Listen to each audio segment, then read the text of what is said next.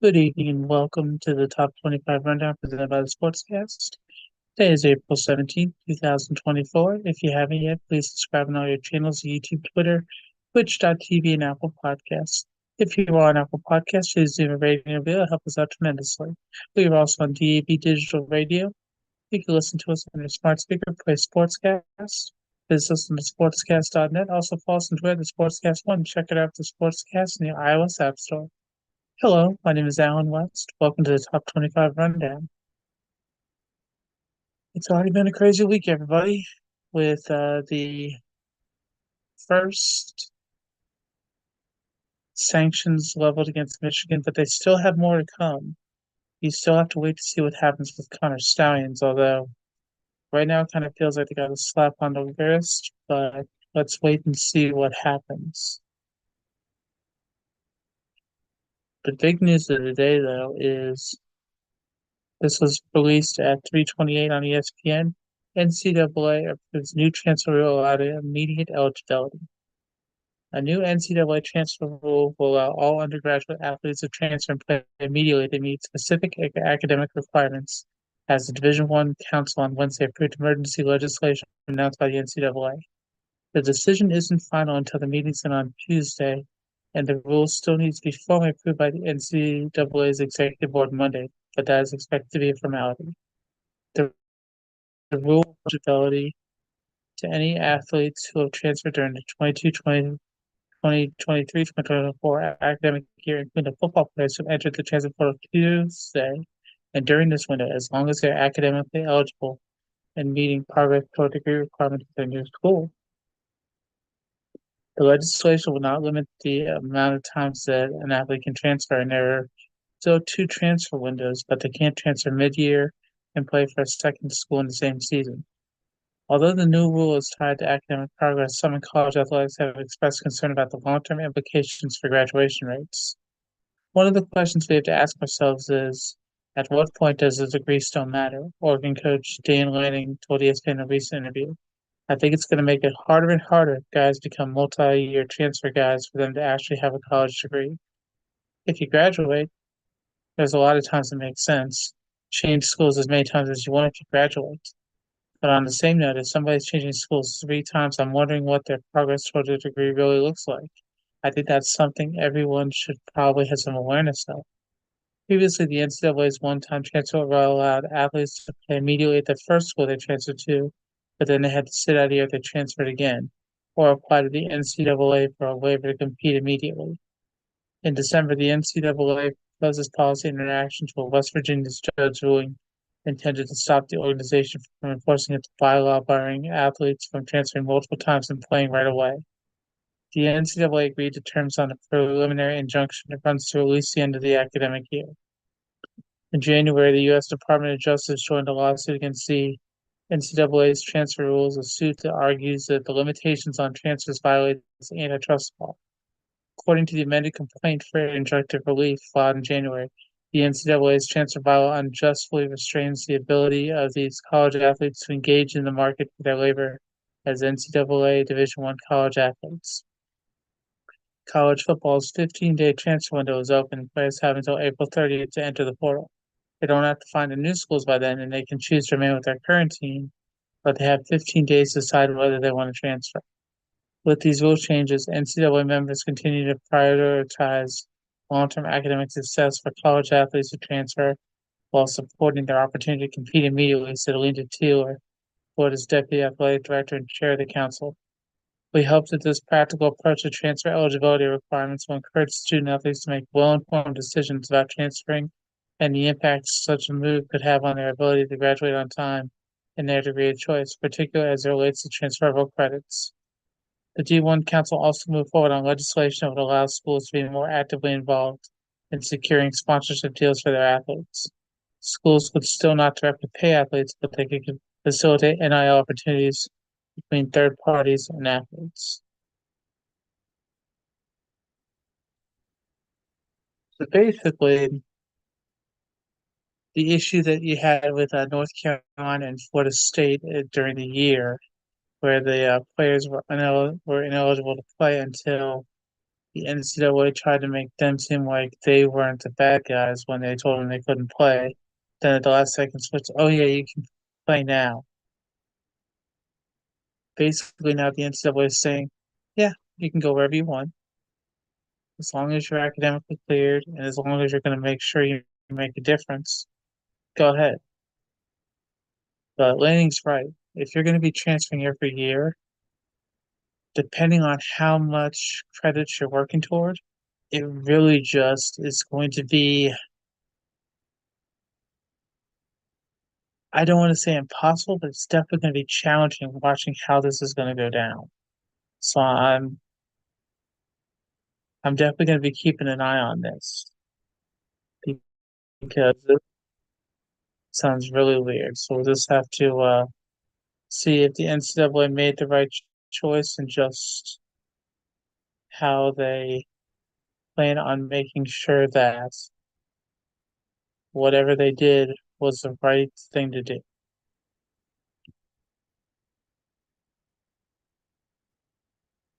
And that was according to ESPN Heather Dinich. Also according to ESPN, breaking news from yesterday, Michigan reaches settlement with NCAA for recruiting violations.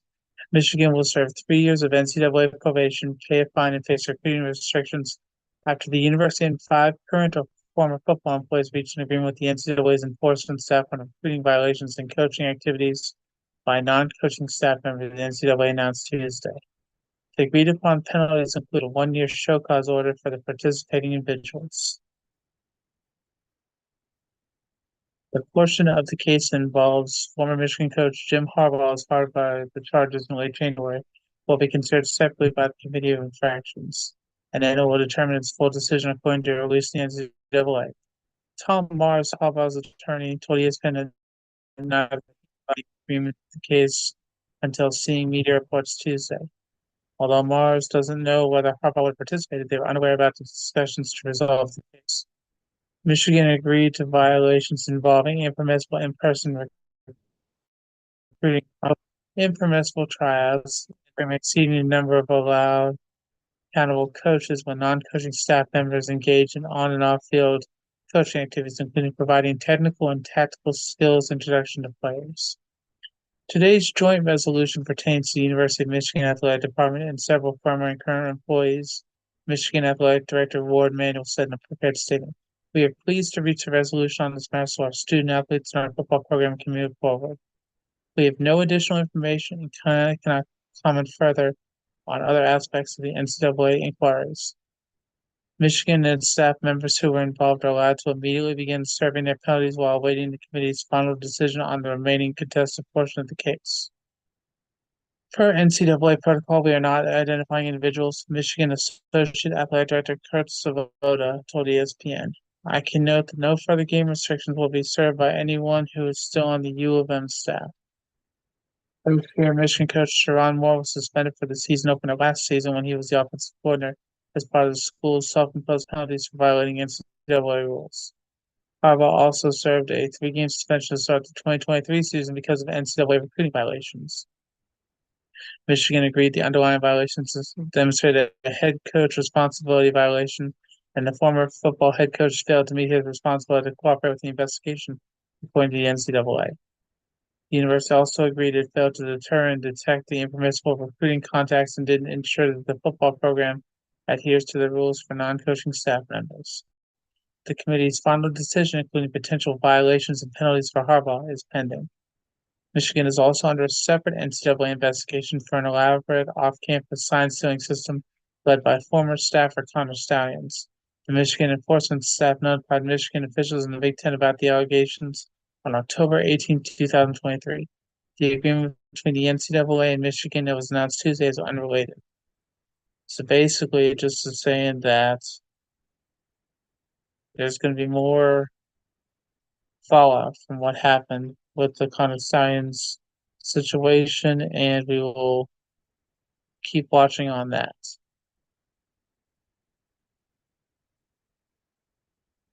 In news that's outside of college sports, I saw that Jonte Porter from the Raptors got banned from the NBA for gambling violations. And it showed that Porter had in 4 years made over $2 million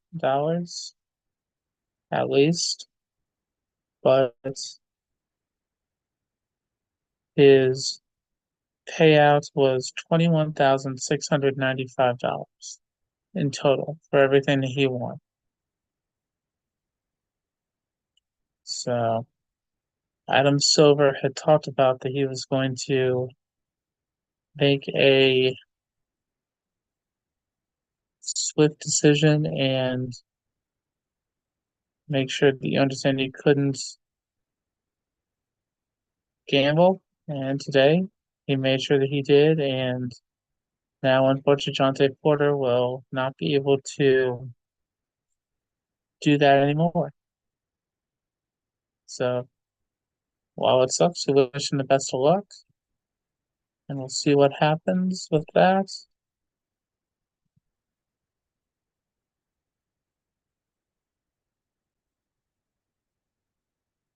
So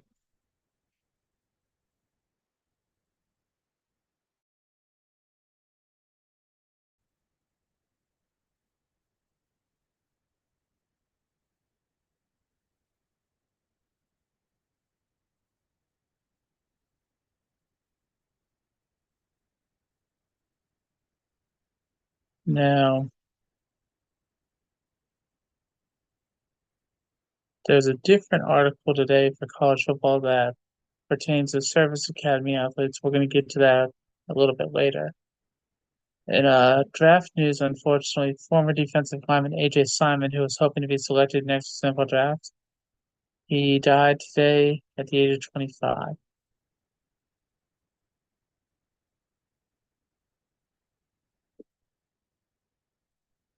He had started his career at Bloomberg University and then transferred to Albany. He had 12 and a half sacks last season for Albany, and he was a 2023 All-CAA first team selection. Thoughts and prayers go out to his family, and we will see another person pass away too early. It's right before the draft, so I've got a feeling they'll probably do something at the draft in memory of him. We'll just wait and see about that. Now, in a case that's been going on for a long time, Larry Nassar, for everything that he did, not only with the women's gymnastics team, but also Michigan State, Justice Department today announced that they're going to pay around 100 victims of Dr. Nassar approximately 100 million for the FBI's failures to properly investigate reports of Nassar's sexual assaults against top gymnasts and others, according to a report in the Wall Street Journal. If it becomes final to push the total amount of settlements in the different legal cases of Nassar to nearly 1 billion. There are two attorneys who represent more than 300 of the victims. They won't comment on it, but you can see how the FBI failed in this case, and even the director apologized to the survivors because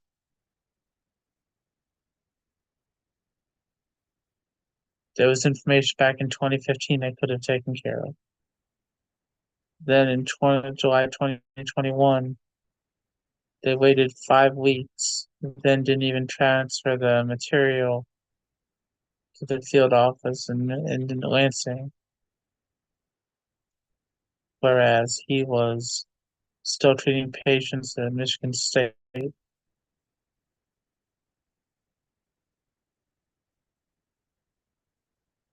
Some of the claimants who they have that have not finalized their settlement, including former Olympic gymnasts Lone Biles, Ali Reyes, and Mikhail Maroney, former Team USA member Maggie Nichols. They all testified in the September 21 Senate Judiciary Committee hearing about the human cost of the failures. So If this one is finalized, 100 million is being paid by the Justice Department. It would follow a 380 million settlement in 2020 with USA Gymnastics and the US Olympic and Paralympic Olympic Committee, and a $500 million settlement with Michigan State University.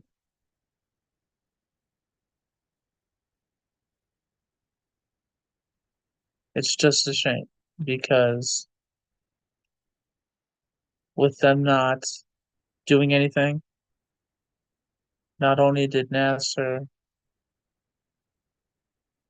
mess with regular patients, but he messed with gymnasts trying to focus on the Olympics.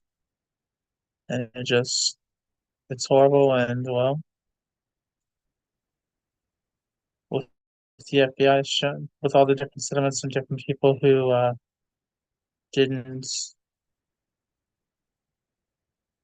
didn't take responsibility, well, now they're getting to see exactly what they have sown and just how it's going to go from there for them.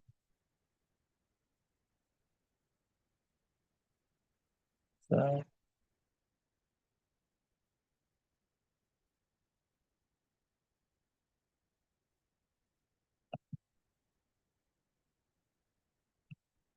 now, another college football news: Steve Sarkisian admitted that he thought about it for about 60 seconds, but then he realized that where he is in Texas, he wasn't going to be leaving there. And I believe he got a contract extension right afterwards as well. So I think he definitely made the right choice in that respect. Last night we had the WNBA draft, and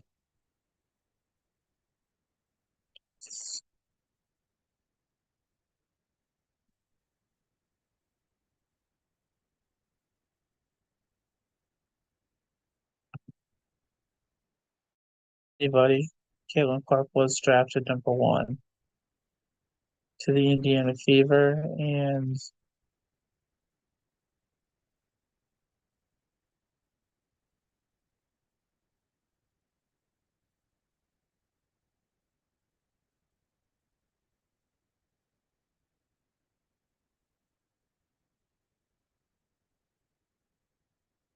Marshall will just go through the different teams real quick. Indiana Fever, they drafted Caitlin Clark at 1, Celeste Taylor at 15 from Ohio State, and Leilani Correa from Florida at 27. The Sparks drafted Cameron ranked number 2 from Stanford, Rakea Jackson from Tennessee at 4, and Mackenzie Force from USC at 28. Chicago Sky, they had they picked Camila Cardozo from South Carolina at 3, Angel Reese from LSU at 7, Brianna Maxwell Gonzaga at 13. The Mystics, she picked number 6 Aaliyah Edwards from UConn, Kylan Trong from Gonzaga at 21, and Nastja Claessens from Belgium at 30. The Atlanta Dream, they picked Nadea Puak from Australia at 12, then Isabel Borlas from Australia at 20, then Matilde Villa from Italy at 32. The Las Vegas Aces at 16 picked Aisha Fair from Syracuse at 16, Kate Martin from Iowa at 18, Elizabeth Kitley from Virginia Tech at 24, and Angel Jackson from Jackson State at number 36. New York Liberty picked Marquisha Davis from Ole Miss at 11, Ismaria Martinez from Arizona at 17, Jessica Carter from Mississippi State at 23, and Caitlin Davis from USC at number 35. The Connecticut Suns picked at number 10 Lila Lakin from France, Tatiana number 10 pick, Tatiana Jackson from Kansas number 19, Helen Puello from Arizona at 22, and Abby Yu from Columbia at 34. The Phoenix Mercury picked Charisma Osborne from UCLA at 25, and Jazz Shelley from Nebraska at 29. The Dallas Wings picked J.C. Sheldon from Ohio State at number 5, Carla Liti from France at number 9, and Ashley Owasu from Penn State at 33. The Minnesota Lynx picked Elisa Healy from Utah at number 8, and Kiki Jefferson from Louisville at number 31. The Seattle Storm picked Nika Moole from UConn at 14, and Mackenzie Holmes from Indiana at 26. So, congratulations to all those women, and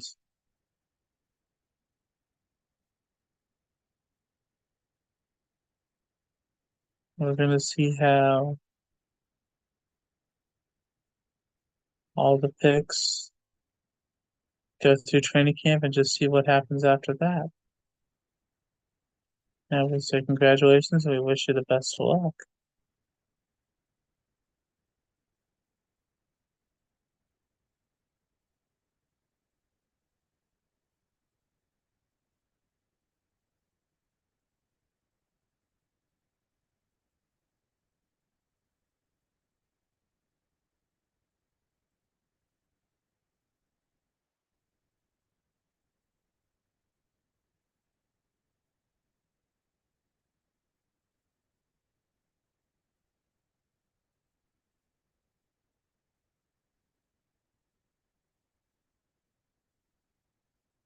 So,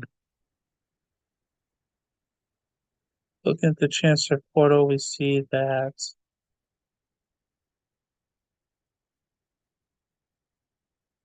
ECU defensive tackle Demonic Williams entered, ECU wide receiver Omega Blake, Missouri State wide receiver Raylan Sharp, Colorado tight end Shamon Madier, Michigan wide receiver Christian Dixon, Colorado center safety Vito Tisdale, Georgia Tech defensive lineman Eddie Kelly, Colorado linebacker Kahiri Mans, Washington defensive end Anthony James, Houston quarterback Lucas Coley, LSU wide receiver Kai Preen, Miami running back Javante Citizen, Tennessee linebacker Samaj Burrell, Texas defensive end Jamon Tapp, University of Central Florida defensive end Nakai Martinez, quarterback Timmy McClain, and wide receiver Darren Lawrence have all entered the portal.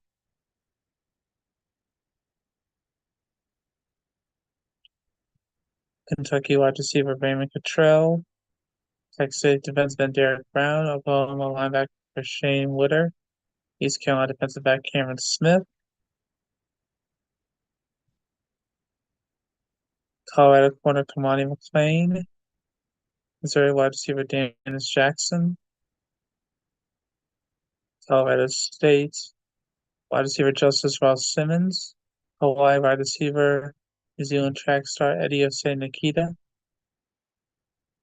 Arizona defensive back DJ Warner Jr. and offensive lineman Joseph Borjan, Hit linebacker Solomon DeShields, Utah offensive lineman Foley File, Utah defensive back Britton Allen, Utah State defenseman Paul Fitzgerald, Illinois defensive back Zachary Toby, Louisville defenseman Jermaine Lowley, and that's just a few that are in the portal.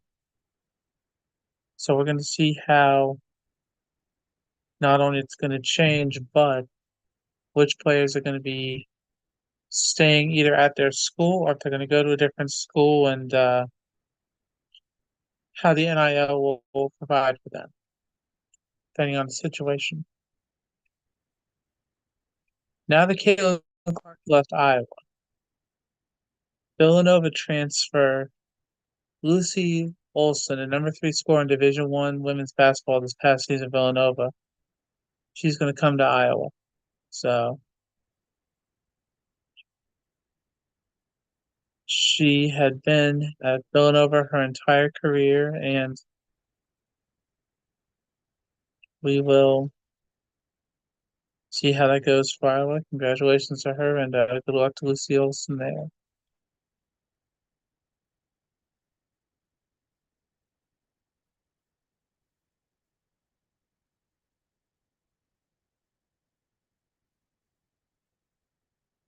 So looking at the men's basketball transfer rankings for the season. Let's get ready to start. We have Omar Ballo from Arizona enter the portal number 1. Donald Davis from Florida Atlantic number 2. AJ Storr number 3 from Wisconsin. Great Osabor number 4 from Utah State. Tucker DeVries from Drake. At number 5, Ravi Avila number 6 from Indiana State. Definitely be curious to see what happens there. Clifford Omoruyi from Rutgers at number 7. Jonas Idu from Tennessee at number 8. Hayden Carlisle from Stanford at number 9. Miles Rice from Washington State, number 10. Pop Isaacs from Texas Tech, number 11. Rylan Griffin, number 12 from Alabama. Aiden Mahaney from St. Mary's, number 13. Tyrese Hunter from Texas, number 14. Andrei Stojakovic from Stanford, number 15. Terrence Edwards Jr. from James Madison, number 16. Zeke Mayo from South Dakota State, number 17. Sean Padula, number 18 from Virginia Tech. Trayvon Mark, number 19 from Arkansas. Number 20, Jordan Pope, Morgan State. Number 21, Javon Small from Oklahoma State. Number 22, Javian McCollum from Oklahoma. Troy Perkins from Iowa. Number 23, Dre Davis. Number 24 from Seton Hall. Kylan Boswell from Arizona. Number 25. DJ Wagner from Kentucky. Number 26. Doug McDaniel, number 27 from Michigan. Mark Mitchell from Duke, number 28. Dylan Mitchell from Texas, number 29. Terrace Reed Jr., number 30 from Michigan. Brandon Garrison from Oklahoma State, number 31. Vladislav Golden from Florida Atlantic, number 32. Kobe Bria from Dayton, number 33. Danny Wolf from Yale, number 34. Chris Youngblood from South Florida, number 35. JP Plagas from Furman, number 36. Michael Ajayi from Furman, number 37. PJ Haggerty from Tulsa, number 38. Malik Mack, number 39 from Harvard. Trey Townsend, number 40 from Oakland. Aaron Bradshaw from Kentucky, number 41. Michi Johnson from South Carolina, number 42. Adu Thiero from Kentucky, number 43. Zomamir Ivizik from Kentucky, number 44. Otega Awe from Oklahoma, number 45. Cade Tyson from Belmont, number 46. Milos Uzan from Oklahoma, number 47. Kobe Johnson from USC, number 48. Aiden Holloway, Auburn, number 49. Ryan Conwell from Indiana State, number 50. There's still more in the transfer portal, but these are just the top 50 players so far that they have mentioned about. So we will see how the tracker goes. Like I said, we have about 15 more days, so we wish them all good luck. We will see what happens and just where it goes from there. All right, so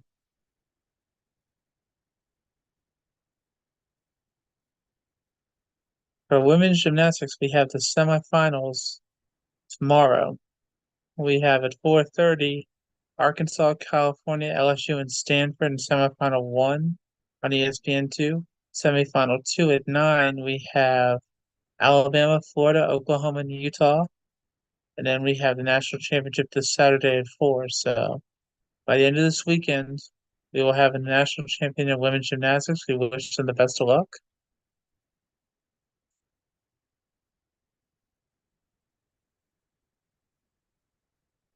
All right.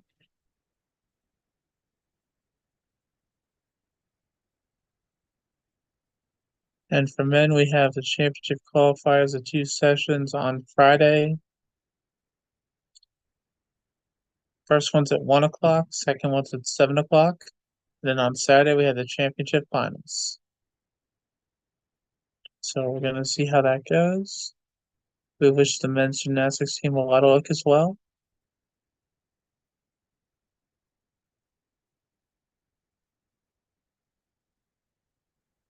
Since we just gotten to the midpoint of track and field, on NCAA.com, they have their midseason superlatives. They have the best non-collegiate record individual performance. For the men, it's Colin Salmon from Northern Arizona, 1,500 meters at the Brian Clay Invitational. He ran the second fastest 1,500 meters in collegiate history at 3 minutes, 33 seconds, and 96 tenths. It wasn't just that it was impressive, he held off the defending 1,500 meter champion and several pro athletes down the stretch. Congratulations to him. For women, it was Jacoya Sears from Tennessee at the 100 meters during the Tom Jones Memorial Invitational. She ran the second fastest collegiate history 100 in 10.7 seconds. Only Sha'Carri Richardson at the 2019 Outdoor Championships set a faster record at 10.75.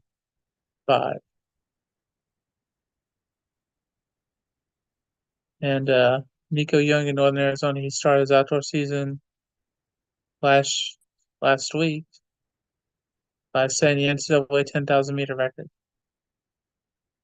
And then he dropped down to the 800 meters and ran a top 25 in the NCAA this year. So, Nico Young, congratulations. We're going to see what happens later on in the year. And for the women, it's Michaela Rose at LSU. For her in the 800 meters, she is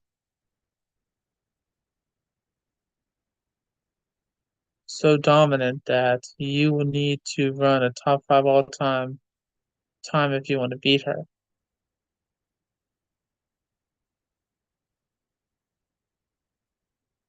She did a sub 2 minute in the 800 meter this last weekend at the Brian Clay Invitational for her fourth sub 2 minute time in her career.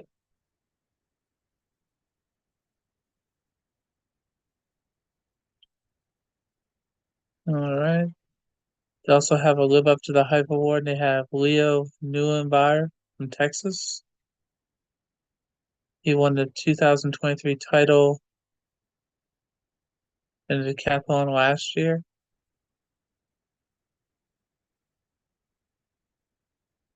This last weekend, he set a decathlon shot put collegiate record while scoring the third most points in a decathlon ever. Yeah, I think he's ready for it.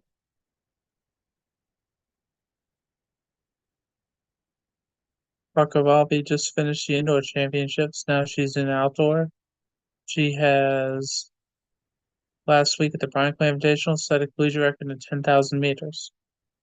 Congratulations to that.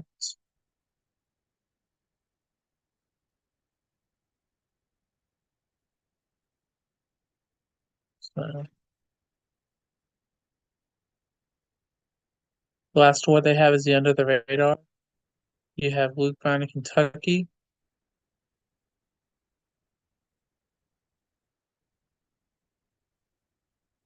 They're talking about him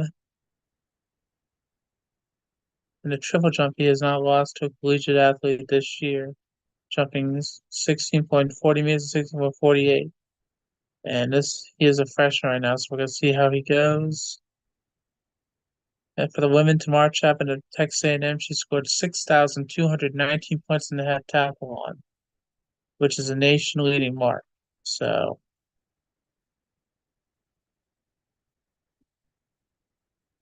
even though the record, even though she didn't break a collegiate record, her performance made the number 13 all-time collegiate performer. So that's how it starts. I think that's going to be a very unique year for her this year. We wish all these athletes the best.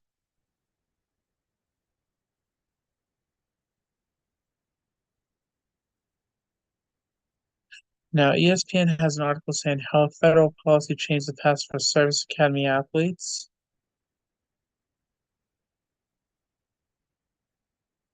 Air Force Academy had a pro day on the 13th.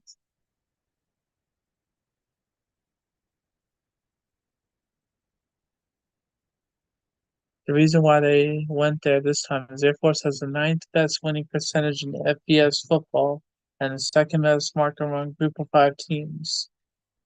So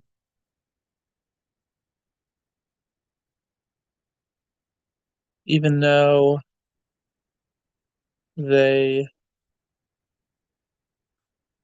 will not be able to anymore jump and play immediately in the NFL, whereas they have been before.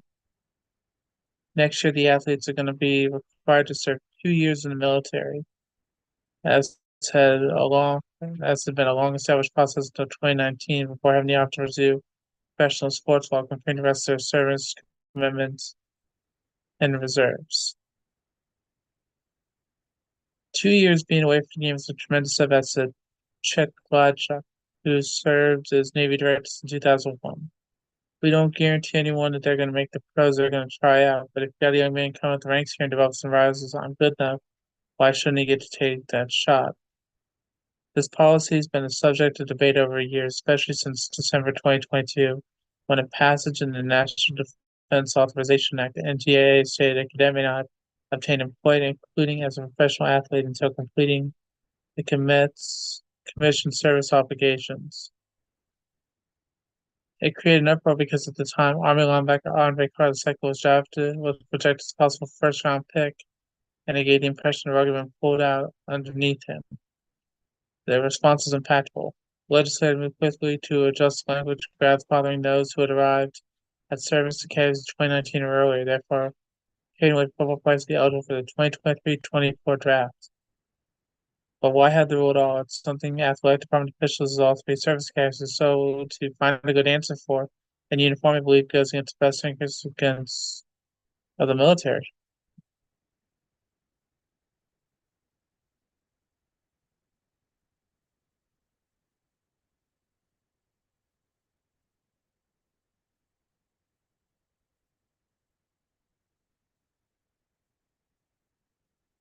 So for the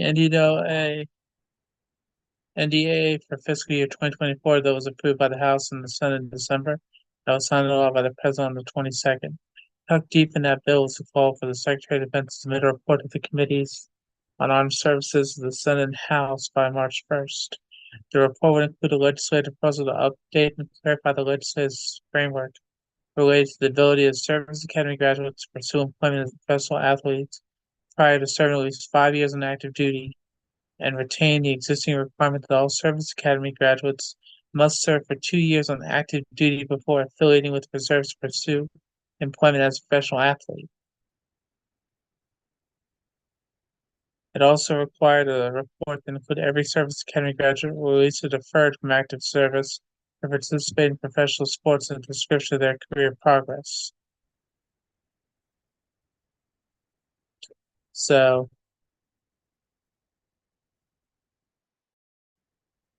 basically, they're saying that and while they're going to have to do their commitments, which they understand, they signed up for, they get it. But because of how the NDAA is set up, they either need to serve at least 2 years or 5 years. But they put it in a way where nobody would realize about that. And the athletic directors, they're frustrated because their players, if they're good enough to make the NFL, say you go and start doing your service commitment, you get hurt, well, then you're not going to be able to try to go. And that's going to be something that's going to be, I won't say a travesty, but it's going to be frustrating for them because they're looking forward to, if the chance could happen, to go for it. I mean, Peanut Reynolds, he had a record setting career at Navy. He was able to get drafted with the Ravens, and you don't see it happen very often, but it's frustrating how Congress, in this situation, they were quick to make sure that honor and duty above all else, which, yes, that makes sense in some ways, but if someone's able to be able to do well professionally in a different sport and then come back and fulfill their agreement, there shouldn't be anything wrong with that. But according to this, there is. So we're gonna have to wait and see what happens with that. Although next week we're going to have an NFL draft special with myself, Tyler Turner, See, who's the other person we have?